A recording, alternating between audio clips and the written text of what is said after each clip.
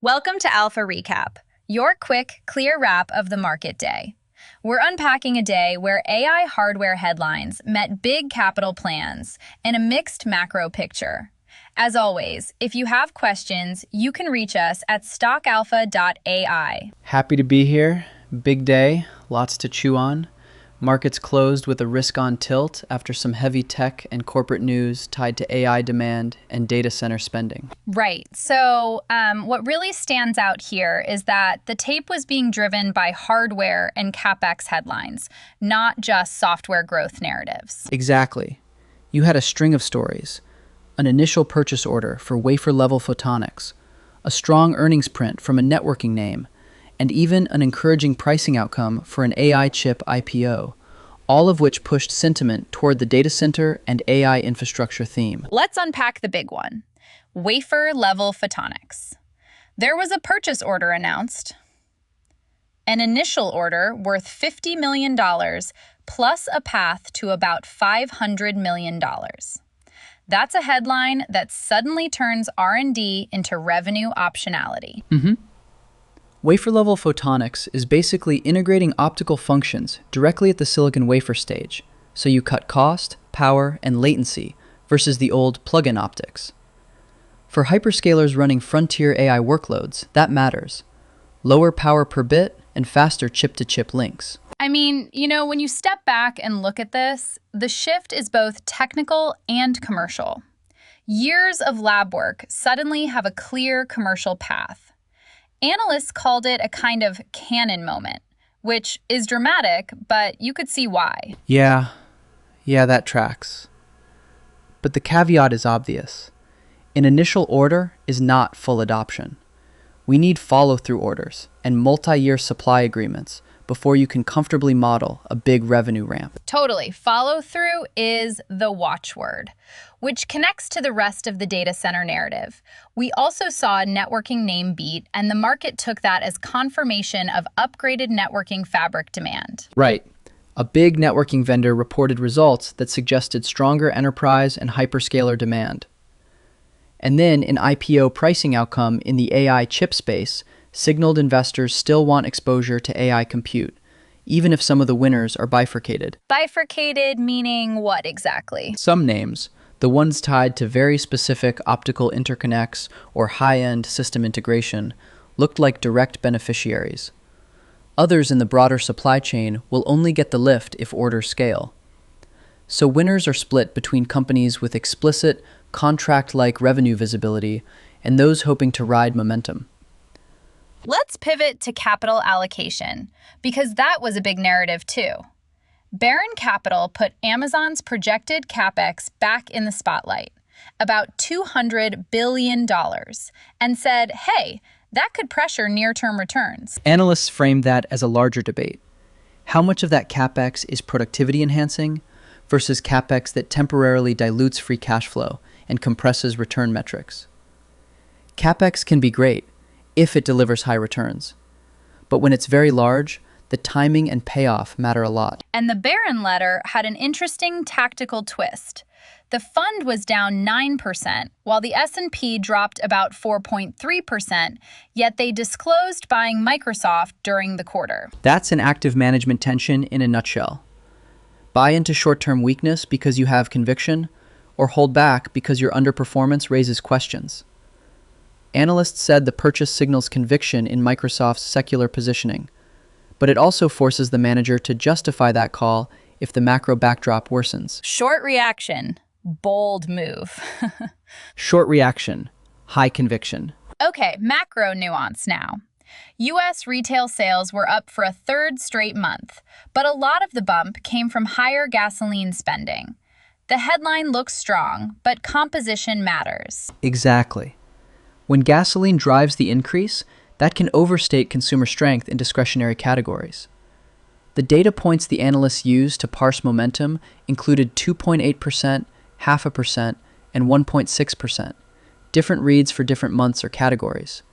But the key was that not all growth reflected more stuff being bought. Some of it was higher prices at the pump. Right, nominal versus real activity. If people are just paying more for gas, that doesn't mean they're buying more shoes or dining out more. So sector rotation decisions hinge on that nuance. Natural gas had its own story today. Strength there helped lift an exploration name. Analysts cited figures like 8.21%, 4.03%, and essentially flat moves in other data points, showing how commodity strength can diverge from broad market moves. Let's talk volatility, because it was a headline. An obscure name spiked intraday, up about 876% to around $23 on roughly 104 million shares. That kind of move is a reminder that single name events can create enormous dispersion. Yeah, and that's a double-edged sword. For event and momentum traders, big moves can be opportunities, but they carry execution risk. If you don't have tight risk controls, position sizing, and clear exit rules, these spikes can be punishing. Short reactions. Big move. Risky. Short reaction, watch your sizing. On geopolitics and headlines, there was chatter around a state-level summit with commentary about potential large aircraft orders. Stocks moved on the headlines, but the price action faded. For example, a major aerospace company closed around $233.71, down about 3% on the day. That's a classic pattern. Press-driven volatility with limited durable impact. You get an initial pop, then reality sets in. Orders, contracts, and timelines matter more than photo ops. Let's pull this together. Conflicting views in the market. On one side, most participants agreed AI is allocating capital into data center hardware. On the other, there's skepticism about whether big Capex plans will translate into proportionate shareholder returns. Right, and that skepticism isn't irrational. A $200 billion Capex plan changes free cash flow dynamics. If Capex generates high incremental returns, great. If it doesn't, it can dilute returns for years. Another conflict was the tactical buying amid underperformance. Barron again, buying high-quality names during a rough stretch. Analysts said that move shows conviction, but also highlights the risk active managers face after a drawdown. And you had the recurring theme of strong headlines versus weak confirmations. A retail luxury retailer printed top-line revenues near £2.4 billion, with improving demand in the Americas and China. But the stock fell because investors wanted clearer margin and inventory proof. Yeah, positive top lines are necessary, but not sufficient. Margins, inventory, and cash flow tell the rest of the story. Let's add some context on the photonics point, because it's one of those technical stories that can be hard to translate. Wafer-level photonics replaces or augments traditional electrical interconnects with integrated optical pathways at the wafer or chiplet level. For large AI clusters, that can materially reduce power per bit and increase speed. So the $50 million initial order and the path to $500 million gives the market an actual data point, a way to model revenue visibility, ramp cadence, and margins if hyperscalers adopt it. But again, it depends on adoption and multi-year contracts. Exactly. For allocators and long-term investors, the advice was straightforward. Look for durable contracts, margin expansion, and customer concentration metrics. One-off orders are nice. Long-term supply agreements are transformative. And for traders, today favored high-conviction short-term plays.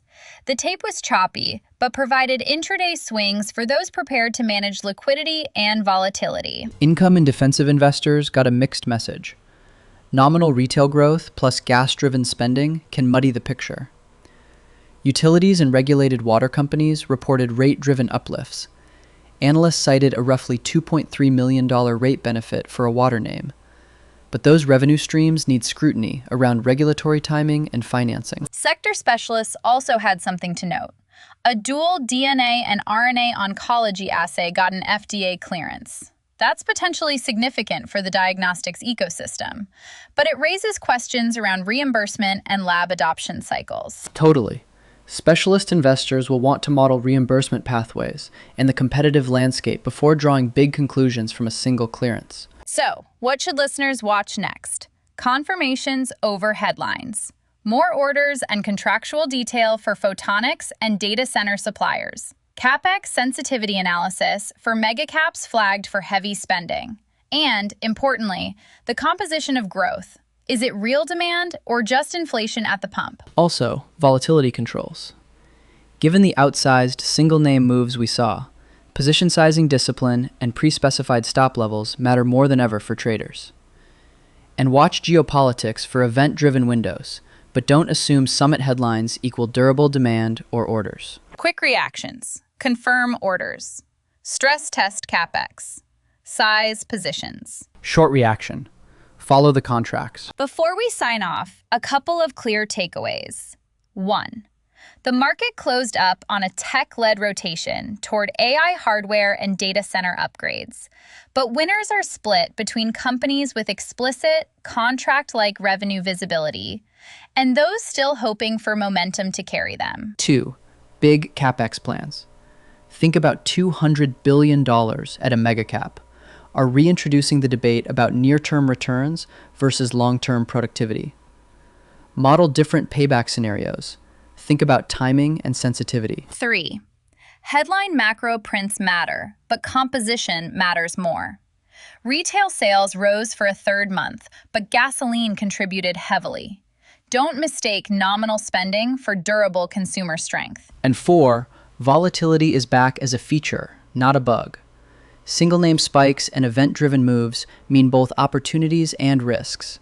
Manage execution and sizing accordingly. If you want to dive deeper into any of these topics, remember, this is informational only. Analysts note you should confirm developments against filings and company disclosures. This is not personalized investment advice and does not recommend buying, selling, or holding any security. If you have questions about anything we covered today, head to stockalpha.ai, where you can ask us directly and we'll answer live.